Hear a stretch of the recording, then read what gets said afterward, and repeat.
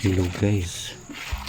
Ito guys, ito kuha namin guys, nanguha kami ng kuha guys, kanang alimasag ba? Kasi mababa ang ngayon ng dagat guys, kaya sa unas guys, unas sa gabi, kaya ayan nanguha kami ng pamasin si Arlo, si Seti. Yan ang kuha namin guys. Marami-rami rin. May masag, mayroong kinason sa Bisaya guys. Kinason. Tsaka mayroon pa dyan mga isda halo guys. Tsaka halo na. Kanang pasayan guys. Adobong alimasag. Yan yung lahat na nagasa ng mga pamangkin to guys. Para lutuin siya guys. Hatiin sa adobo, ayan.